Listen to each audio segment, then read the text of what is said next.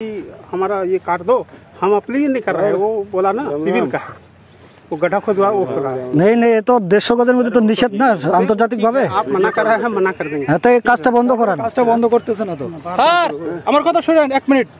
বাংলাদেশকে বলা হয় হচ্ছে ডিফেন্ডার্স প্যারাডাইস। ডিফেন্ডার্স প্যারাডাইস মানে হচ্ছে যুগে যুগে পৃথিবীতে আমরা সবাই জানি আলেকজান্ডার এদিকে এসেছিল। আলেকজান্ডার কিন্তু এদিকে এসে তাদের রেকি পার্টি এসে বলে দিচ্ছে যে তাদের বাংলাদেশ তারা অ্যাটাক করলেও জিততে পারবে না, তাদের অনেক সাফারিংস হবে। কি জন্য? কারণ এই দেশ 12 মাসের মধ্যে 8 থেকে 10 মাসই থাকে হচ্ছে পানির নিচে। সো ক্যাভেলারি চার্জ তারা করতে পারবে না। আধুনিক যুগে সেম জিনিস। আধুনিক যুগে কি ট্যাঙ্ক, এই ট্যাঙ্ক ভোর কিন্তু তারা চালাইতে পারবে না বর্ষাকালীন সময়ে।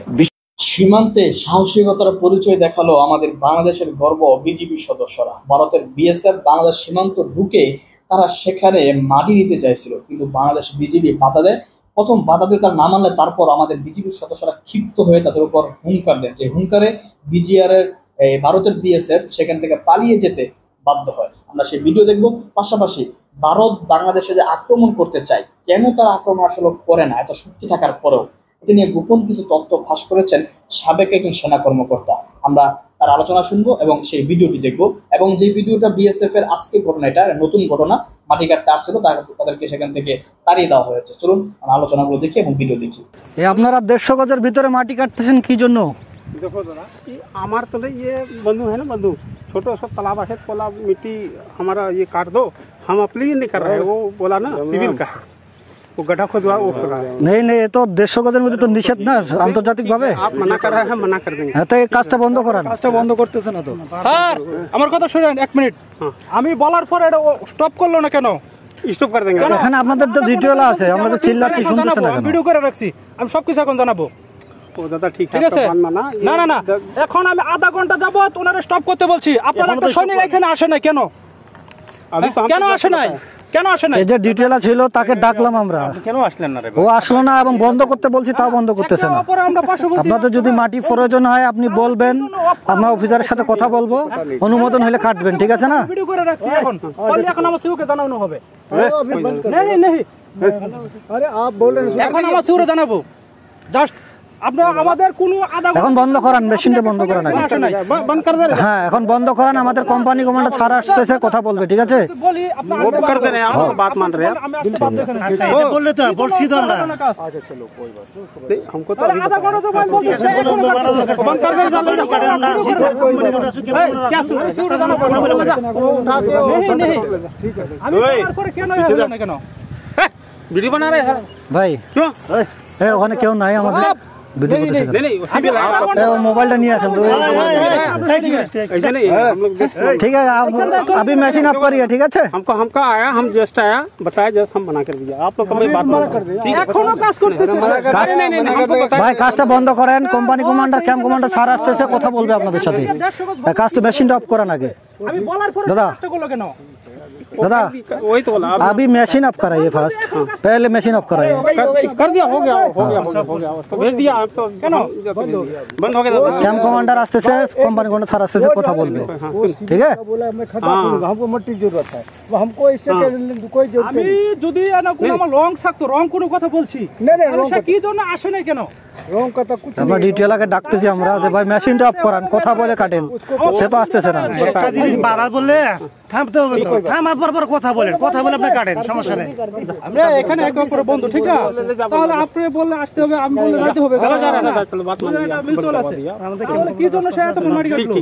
ठीक है दादा, ठीक है बंद करा दिया। অন করে, ঠিক আছে? এটার একটা আছে সলিউশন আছে, সলিউশন আমার সিউ সলিউশন দিবে এটা এখন। अच्छा ठीक আছে, वो तो हमको अभी बताया, आधा घंटा हम बंद करा दिया। আরে আপনাদের ক্যাম্পের সামনে, ক্যাম্পের বেরই তো পাচ্ছেন মাটি নিয়ে, তাহলে আপনারা এখন জানবেন কেন? अरे बाबा, हम यहाँ पर आए तभी तो हम बोले ठीक है, क्या बात है, हम आ रहे हैं, बंद करा देते हैं। हम तो आया, बंद करा दिया, आप लोग के सामने बोला। ঠিক আছে, দেখি এই যে ভিডিও হচ্ছে। अब वो कैमरा लगा रखे हो, अरे खींच ले कैमरा, क्या कैमरा है ना पॉकेट में है, आपके पॉकेट में दिख रहा है, आपके पॉकेट वाला दिखाइए। अरे पैकेट वाला क्या देखे, तुम क्या देखे? সব বুঝিয়েছিল যে আমরা যদি এখন অ্যাটাক করি তাহলে এটা হবে টোটাল ডিজাস্টার। তারপরে আরো এখানে কনসেপ্ট ছিল যে তারা ইচ্ছা করলেই তাদের সমস্ত ফোর্স অ্যাকচুয়ালি বা ইস্ট পাকিস্তানের বর্ডার আনতে পারবে না, তাদেরকে ওয়েস্ট পাকিস্তান থ্রেটটা দেখতে হবে, চায়না বর্ডার দেখতে হবে।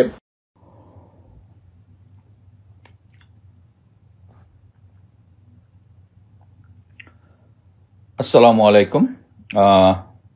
আমি এই লাইভটা করছি, যেটা আমি আগে বলেছিলাম যে বাংলাদেশ সেনাবাহিনীর যে একটা অ্যাডপ্টেড ডক্ট্রিন ছিল, সেটা হচ্ছে ব্লেন্ডিং কনভেনশনাল উইথ আনকনভেনশনাল। এই জিনিসটা যেটা লাস্ট টাইম সেনাবাহিনী এক্সারসাইজ করেছে 2012 সালে, এবং এরপরে এটা আওয়ামী লীগ সরকার বিলুপ্ত করে দিয়েছে। প্রথমে একটা বলি যে এইটা ব্লেন্ডিং কনভেনশনাল উইথ আনকনভেনশনালটা কি জিনিস। আমরা সবাই জানি যে যুদ্ধে কয়েক ধরনের আছে, conventional war, unconventional war, civil war, একটা আছে পিপলস ওয়ার। পিপলস ওয়ারটা চায়না যেটা জাপানের বিরুদ্ধে ব্যবহার করেছিল সেকেন্ড ওয়ার্ল্ড ওয়ারের সময়। আমাদের এই যে ব্লেন্ডিং কনভেনশনাল উইথ আনকনভেনশনাল, এটা যদিও ব্লেন্ডিং কনভেনশনাল আনকনভেনশনাল, বাট এটার সাথে পিপলস ওয়ারের সাথে একটা মিল আছে, আমি ওটা পরে বলবো। সেটা হচ্ছে, প্রথমে আমরা বলি যে 1971-এ যখন আমরা মুক্তিযুদ্ধে ছিলাম, তখন ভারতীয় সেনাবাহিনীকে কিন্তু সম্ভবত এপ্রিল মে এই সময়কাই তারা তাদের তৎকালীন প্রধানমন্ত্রী বলেছিল যে ইন্ডিয়াতে মানে বাংলাদেশে প্রবেশ করার জন্য, তৎকালীন ইস্ট পাকিস্তানে প্রবেশ করার জন্য। তখন এই জিনিসটা আমি কেন জানি, আমরা যখন মিলিটারি একাডেমিতে ছিলাম তখন আমাদের যে প্লাটুন কমান্ডার, সম্ভবত তৎকালীন মেজর ফারুক, তখন অ্যাপ্রিসিয়েশন জিনিসটা হচ্ছে, আমরা যখন কোনো মিলিটারি ডিসিশন মেকিং প্রসেসে যাই, এখন যেটা এমডিএমপি বলেন, মিলিটারি ডিসিশন মেকিং প্রসেস, এটা আগে ছিল হচ্ছে অ্যাপ্রিসিয়েশন। এই মিলিটারি ডিসিশন মেকিং প্রসেসটা পরবর্তীতে সম্ভবত আফটার 2000 অর সামহার, আমি জাস্ট ডেটটা ভুলে গেছি, বাট আগে আমরা বিএমইতে ছিলাম তখন এমডিএমপি ছিল না, তখন ছিল হচ্ছে অ্যাপ্রিসিয়েশন যখন পড়ায় তখন বলতেছিল যে যখন প্রাইম মিনিস্টার ইন্দিরা গান্ধী যখন জেনারেল মানেকশকে ডাকে, তখন উনি শুধু 2 পাতার একটা অ্যাপ্রিসিয়েশন নিয়ে গেছেন আমাদের অ্যাপ্রিসিয়েশনের গুরুত্ব বোঝানোর জন্য। এবং অ্যাপ্রিসিয়েশনে কি ছিল যে ওখানে ইন্দিরা গান্ধীকে উনি বুঝিয়েছেন। আরেকটা জিনিস, যারা স্যাম বাহাদুর মুভিটা আছে ওইটার মধ্যে, এটা আমি যেভাবে বলছি ওভাবে নাই, বাট একইভাবে বলা আছে। সেটা হচ্ছে, তখন স্যাম মানেকশ বলতেছেন যে আমি যদি একটা যুদ্ধ করতে চাইলে আমি জিততে চাই, আর যদি জিততে চাই তাহলে এখন যদি আমরা অ্যাটাক করি বাংলাদেশকে, ইস্ট পাকিস্তানে, তাহলে আমরা টোটাল ফেলিওর, আমরা হেরে যাব। কি জন্য?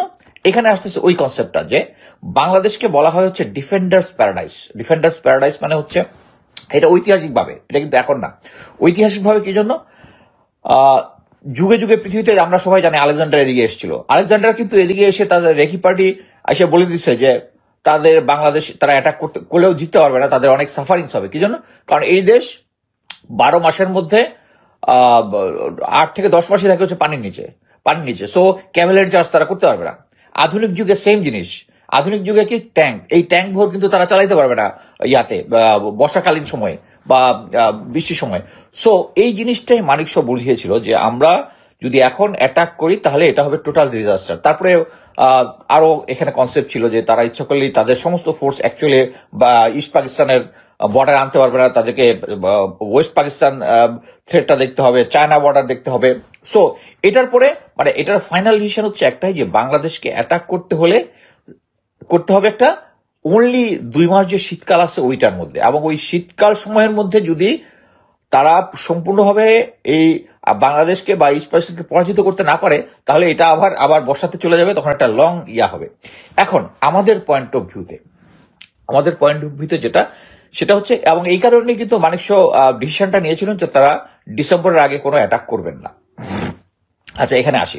এখন এই আমরা আমাদের যে ডিফেন্স যেভাবে সাজিয়েছি, সেটা হচ্ছে আমাদের চতুর্দিকে আছে ভারত আছে, মায়ানমার আছে। এর আগে আমি উলফ্ল্যান্ড ট্যাকটিক্স নিয়ে কথা বলেছি।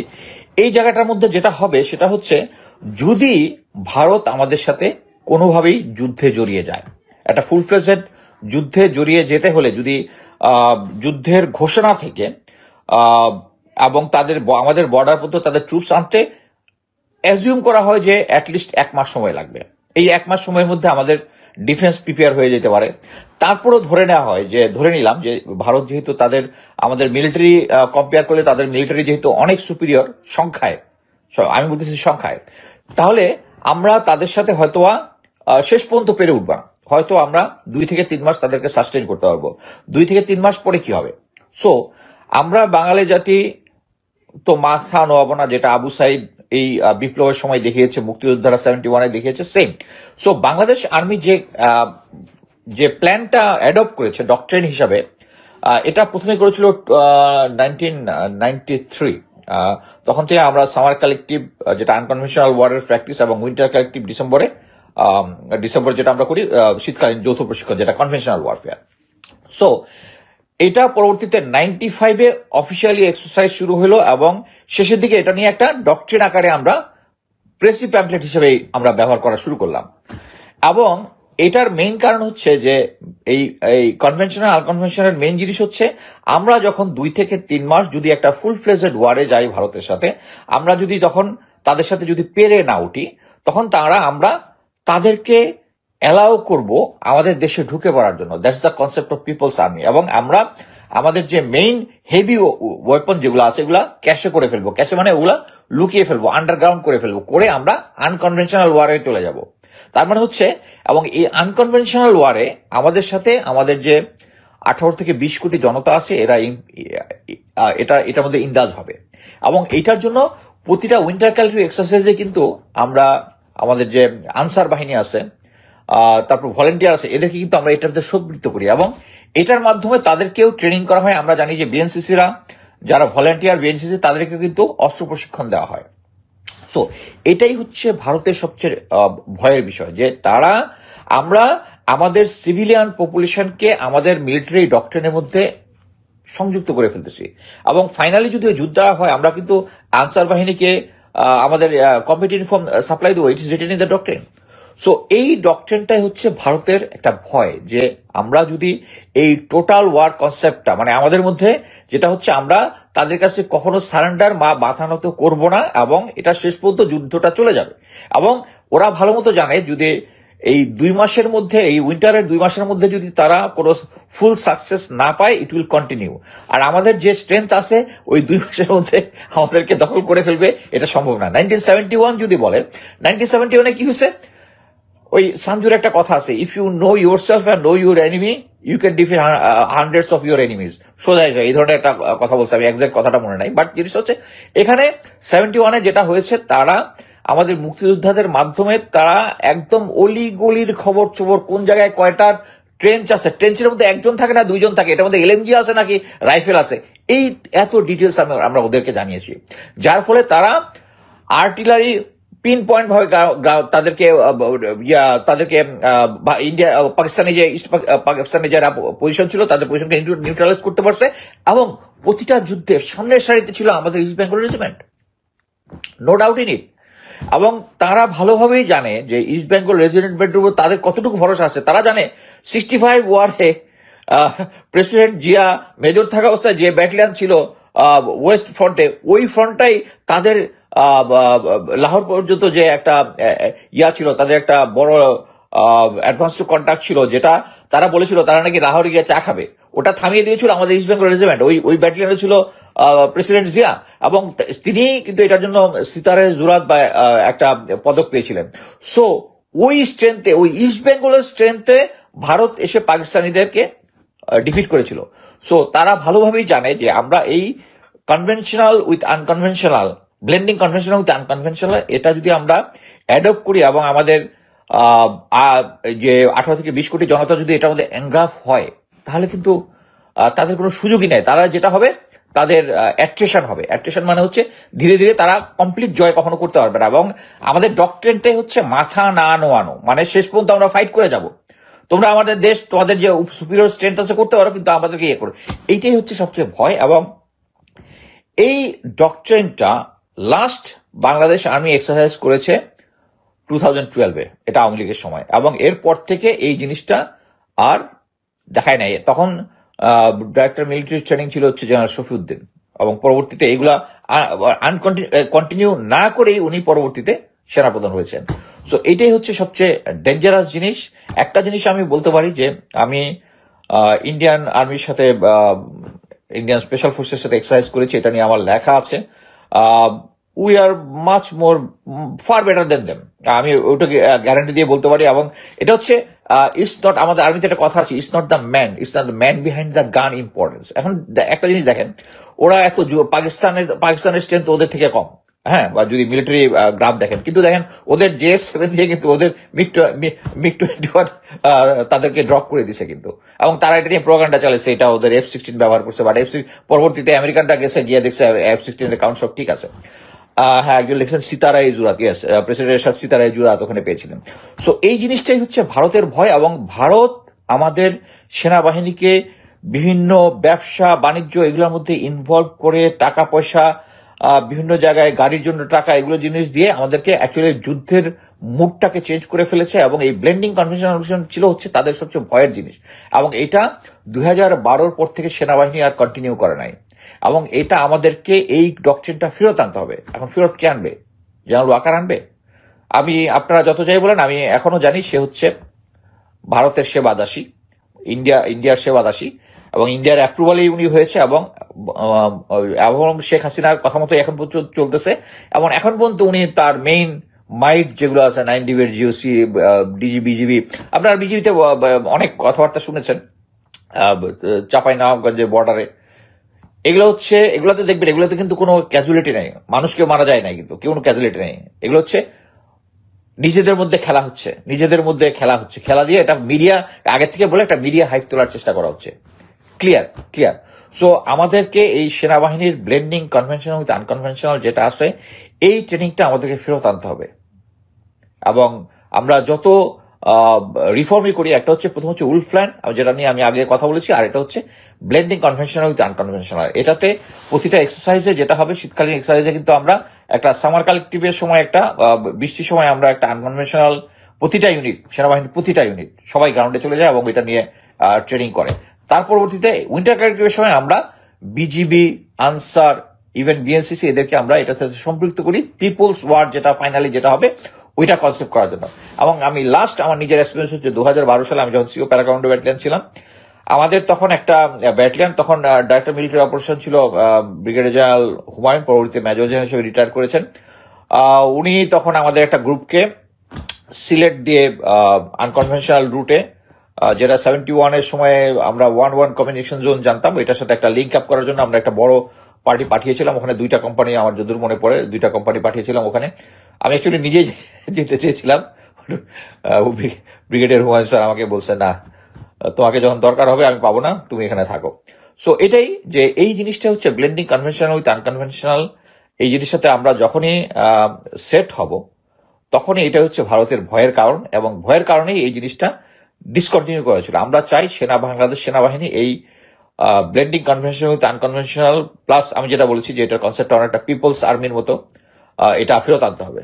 আচ্ছা, আমি যদি কোনো কোশ্চেন নেই, ট্রেনিং আন্ডার জেনারেল পপুলেশনকে আর্মি ট্রেনিং এর আন্ডারে নিয়ে আসলার ব্যাপারটা আপনাদের মতো সিনিয়রদের বেশি বেশি প্রচারণা করা উচিত। হ্যাঁ, অ্যাকচুয়ালি আমি এটাই করতেছি।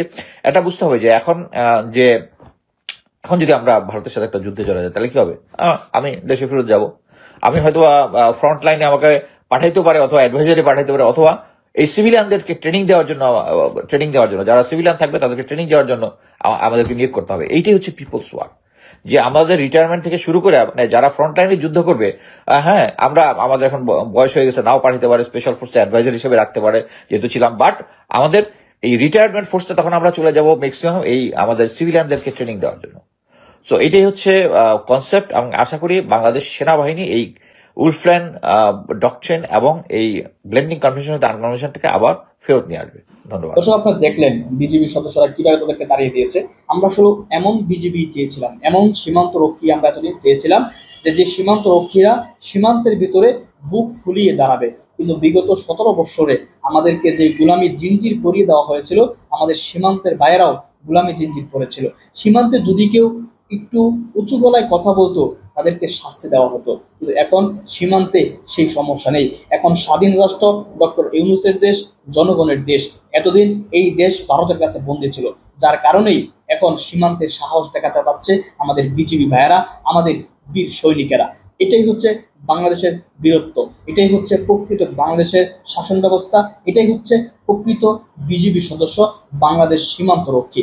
দর্শক, কমেন্ট করবেন এই বিজিবি সদস্য আজকের ঘটনা নিয়ে। পাশাপাশি আলোচনা করেছেন সাবেক সেনা কর্মকর্তা, বাংলাদেশে ট্যাঙ্ক ঢুকানো যায় না, বর্ষা থাকে, বিভিন্ন সমস্যার কারণে ভারত আসলে যুদ্ধক্ষেত্রটা তৈরি করতে পারবে না, এই জন্যই ভারত আসলে সেখানে হামলা করে না। এটা রয়েছে। পাশাপাশি সেখানে আমি একটু অ্যাড করছি, সেটা হচ্ছে ভারত বাংলাদেশকে ভয় পায়, কারণ বাংলাদেশকে ভারত দখল করে রাজত্ব করবে, এটা কখনোই বাংলাদেশের 19 কোটি মানুষ কখনোই এটা মেনে নিবে না।